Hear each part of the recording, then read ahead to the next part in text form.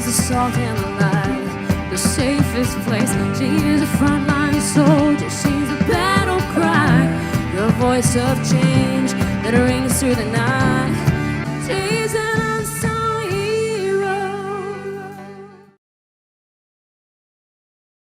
Welcome to Mom View, where we talk about issues of the day, timeless truths of yesterday, and all the things that impact you and your family. All issues are mom issues, and that's why this is the Mom View. And today, is it a caravan or an invasion? Are conservative women all cut from the same cloth? And who is the salty sailor Karen Vaughn is talking about? Those are just some of the things we're going to talk about today, and all from the lens of the mom. So this whole idea of a mom view, it kind of starts with the fact that when you become a mom, your view on everything changes. Exactly. So, I mean, Aisha, you were talking about the whole water bottle thing, you know?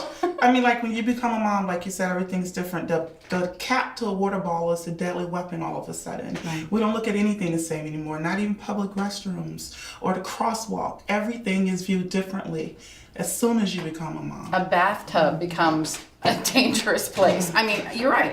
Everything is different. When I became a mom, the biggest thing was to me, I became this incredible protector, a defender of this child, because you've never had that before. Right. So you just became the protector. So how did your view change when you became a mom? I would say that, because you're now this protector, you also end up having all these new fears that you never had before, things that you just never even gave a thought to.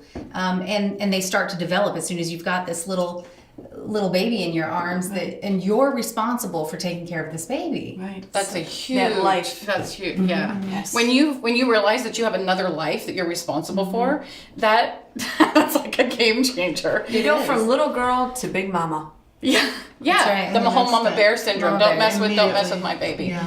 So, like, as the major protector, Aisha, what changed you when you're thinking, okay. Oh my gosh, I don't know. I think I would have to say probably, I would say during my pregnancy with my first child, I wouldn't even walk down the street next to someone smoking a cigarette. I literally, every moment of every day, every single thing changed, and every single thing was an element that was trying to get at my baby, and I had to protect it from even things that were unknown and unseen. And I know we calmed down. I have 5 kids now, so we calmed down a little bit. But with the first one... Oh, right. Oh, yeah. That first child syndrome.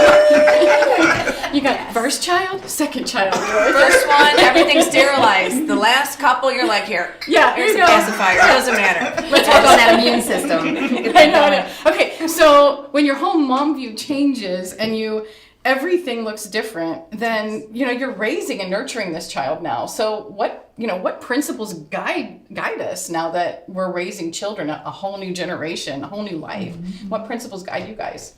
I don't know. I think that a lot of times with your core values, your principles, a lot of times those come from your upbringing. Mm-hmm. And that's in 2 regards. If you were raised in an environment that wasn't healthy, then you go to the other extreme to make sure that environment is not the same environment. Or if you were in a healthy environment, then you would be more likely to mirror what your parents did. But I think value-wise, I think a lot of those values are shaped that way. Mm-hmm. I think they're shaped also like through your religious views. They're definitely shaped by your political views. Right. That's something I noticed also as I grew up, as a woman and a mother, that a lot of what my core values are that I instill in my children are shaped in my political views. I think you want to do things better. I keep telling my kids, I'm not going to be perfect, but I'm absolutely doing the very best that I can. Mm-hmm. So you want to do it better. You want to take the foundation you grew up on and make it better and cultivate it and just do the very best that you can, because you got one shot at this. We got one shot at mothering. Well, Tina, you have like young kids, that you're still raising, or ours are all kind of older. I mean, what are you instilling in your children, and what made you different?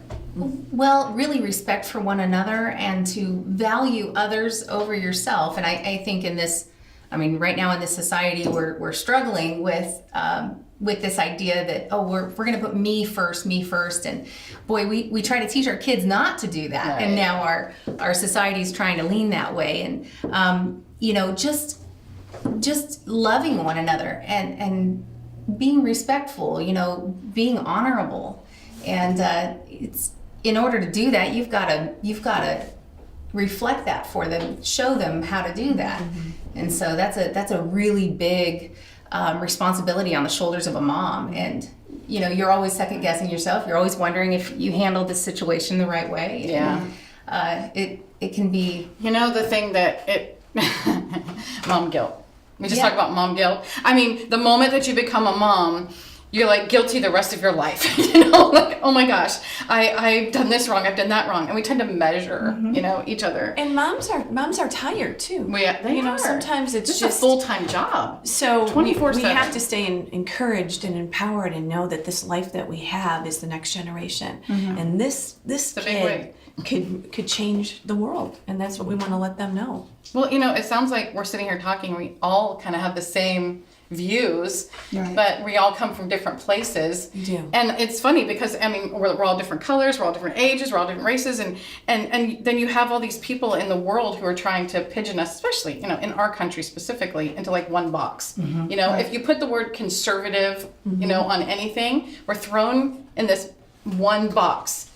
But we're not all the We're same. nothing the same. I know. Can I read this here? This is not not that Barbara Streisand is our, but a lot of women vote the way their husbands vote. They don't believe enough in their own thoughts. Okay, could I just say This that, is the label that conservative women. Yeah. We don't have our own thought process. Right. yeah.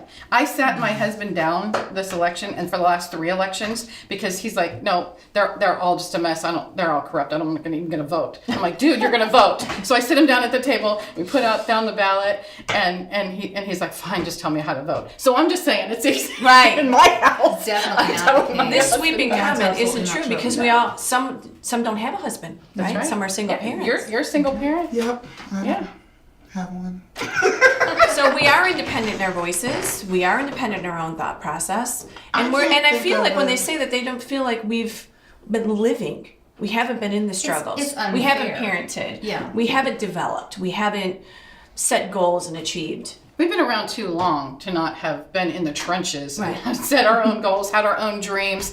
And when you get married and you have that companionship, you're doing it together, but you still have your own individual ideas and beliefs. Absolutely. And that's what we need to, that's who we are. That's what we need to focus on. And we are definitely a different group of people, but we're still all talking about We're the all mom view. different, That's and right. we think for ourselves. We honestly, as mothers, and especially as conservative moms, because conservative moms have to be so strong. But we shape everything from our family's politics to their diet. We do. That's right. So the ideology, The that landscape of our home. we're floating around with Yes. men telling us what to do is hilarious. Can I just ridiculous. say that the home is the center of society and the mom is the center of the home? So I'm just saying. You're just Moms saying. are ruling the world. That's it. And we will be right back to talk about the salty sailor and Karen Vaughn. Gold Star mom Karen Vaughn is joining us today to talk about her son Aaron and some interesting comments she's made about the president and her best-selling book. So welcome, Karen. It's so great to have you, and we're honored to have you because Well, it's an honor to be here. you are an amazing woman, and thank you first of all for your son's service to this Thank country. you. Thank you. I don't even know how we start unless we say thank you. So tell us a little bit about what happened with Aaron. So Aaron was a U.S. Navy SEAL, a member of SEAL Team 6, and on August 6, 2011, he was killed in action in the Tangi River Valley of Afghanistan. He was actually part of the largest loss of life in the history of naval special warfare. A chopper was shot down, 30 men on board, and every single soul on board died. And unfortunately, that day was unimaginably life-changing for our family. Losing him was an astronomical loss. Unbelievable. I don't even know how to say any response from that because you mentioned that everything changed when your son died. Right. And that you went on a new journey, a new path. Where did you go? What did you do with that? What do you do with that as a mom? You know, it's interesting because people do all different things with their grief, and nothing's right or wrong. Everybody can do what they want. But something in my chemistry just said, it is time to take up the mantle that your son died for, and I began fighting culturally the battle that he fought kinetically. I wanted to protect our nation from within. I wanted to make sure that the values he died for were preserved. And so that's what kind of led me on the journey. And it took me places I never imagined. I began just starting for the start of this whole thing was my husband and I began understanding that the rules of engagement were killing our war fighters unnecessarily, that they hadn't been altered in decades, and that when they were altered to put our war fighters at a deficit and protect our enemy. That's what got us kind of in the public platform. We took the numbers, just raw numbers to Congress of what was happening to our war fighters in Afghanistan at that time due to rules of engagement, and they were astounded by the numbers and began putting us on television to talk about it ourselves from a completely different perspective than they can talk about it. So one thing led to another, ended up speaking at the Republican National Convention a few years later, and it's just been a crazy journey, and writing the book last year. So really that is what helped you heal It is. as Yeah. much as you can as a mom losing someone. Yeah, definitely. I just have a personality where I need to be doing to Yes. be well. And so it was something to do. You know, some of the greatest causes in history have been born from deep grief, from something someone's gone through that has made them realize, wow, there's a need here and nobody's meeting it. And then some people just have the fortitude and the family support to step up and start addressing that need. And that's what happened in our family. Everybody got engaged in the healing process. And I can say that that was the most positive thing out of all of it, is everybody decided to move forward, to not allow our pain to be wasted, to make it count for Yes. something. Because Aaron's life was so brilliant. It couldn't be just left behind as a blank part of history. His story needed to be told. Yes. Well, thank you for telling it all around the country. And moms can relate to you on different levels. Yeah. You inspire me, Yes. and you encourage moms that have had loss too. So thank you, and thank you to Aaron. I want to move into President Trump, but because of a comment you said. First, you said, he is rebuilding the nation my son died for. Right. And you wrote this interesting article because some people are having a hard time with President Trump or understanding why they've gotten on board. And you've done this interesting article, but it's really from the point that he is rebuilding America. He's fighting for it, and that's what makes such a difference to you. Right, that's everything to me. Like I said, I started fighting culturally the battle that Aaron fought kinetically. And here's the thing, I was watching my nation turn into something I didn't recognize by 2015. And especially my focus was primarily on veterans and military warfighters who were active duty. And I was seeing them being grossly mistreated, their lives being wasted for no reason. And so when I saw President Trump step up and actually project a deep, passionate love for our nation, that was incredibly appealing to me. Yes, it Yes. resonated with you. It because your resonated son- with me because we love this country. That's what drove Aaron to do everything he did. He thought America was the greatest nation ever devised by man, and he was willing to die for it. So, Well, you have an interesting little saying about the president, the salty sailor, Right. which is something that all of us can kind of relate to a little bit Yeah. because he is tough. He's crashed. So a lot of people say, how can you like him? How can you like him, Karen? I printed out 16 pages of reasons I like him, and I left him at home, but I highlighted a couple That on salty cards. sailor. Because here's what I like. Okay, he's rough, he's crass. We all Yes. know that. That's what that article addressed. It was actually just a Facebook post. It wasn't even an op-ed.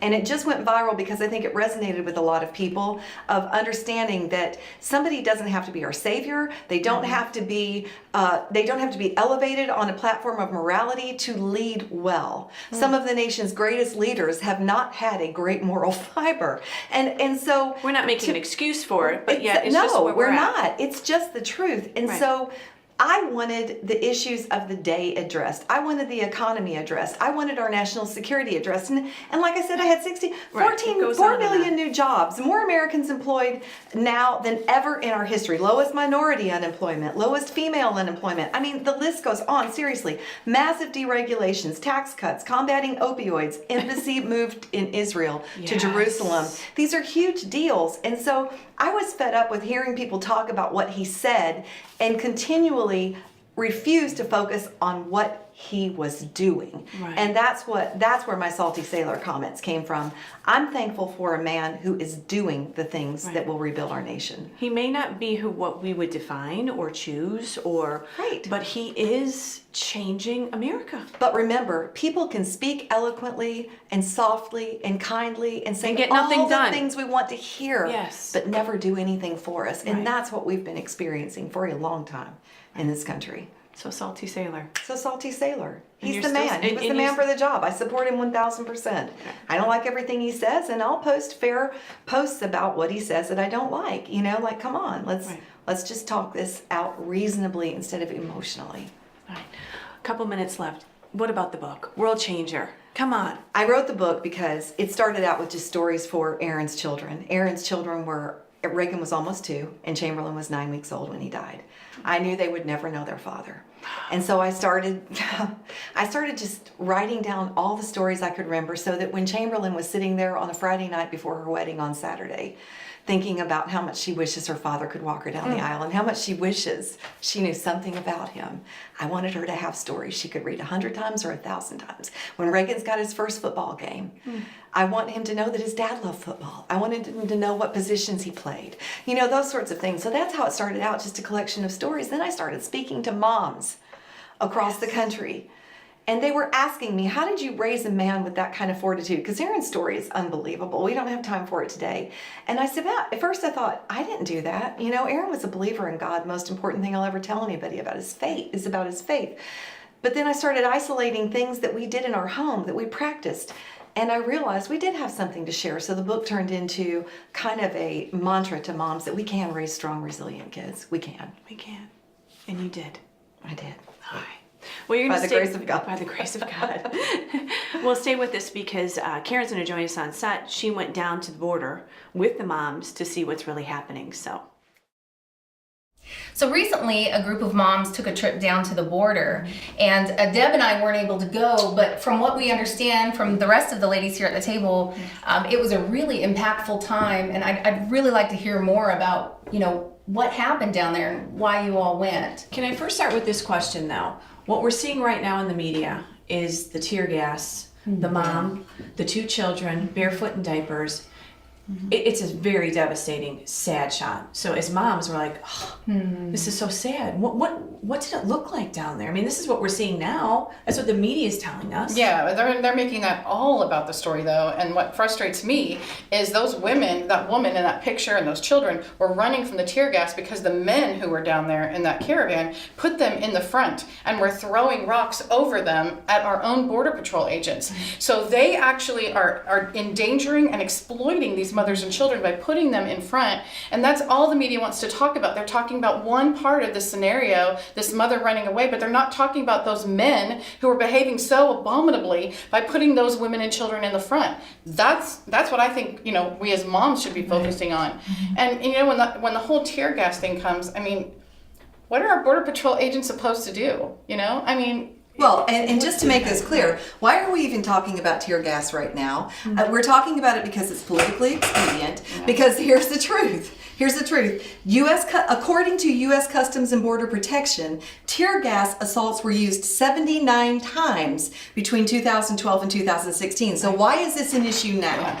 This is politically expedient and it's a stunt. That's what's going on. Well, you know, tear gas was used, but when we were down at the border, Kimberly and Karen, you were with me, we had a bomb go off, right? Right. I mean, A literal bomb. A literal bomb, and nobody's talking about that. So we actually went down, we were right at the legal point of crossing, basically, and I just took out my cell phone, and I just started, videoing the legal point of entry and the stream of people coming across. It was really nonstop. My video on my cell phone is 17 seconds long and a bomb at the end. And then immediately I turn off my cell phone and turn around like, what happened? And we were evacuated, and we found out later that this is a normal occurrence. It's a normal occurrence. There is gunshots sprayed over the Rio Grande River at nighttime. They don't want anybody down near the border past dusk. Right. And the moms are sleeping with guns underneath their beds to be able to protect their children. Children can't play outside. I mean, this is literally like a war zone, and I have no idea, do not understand why the mainstream media, cable news network, any news outlets are not reporting this.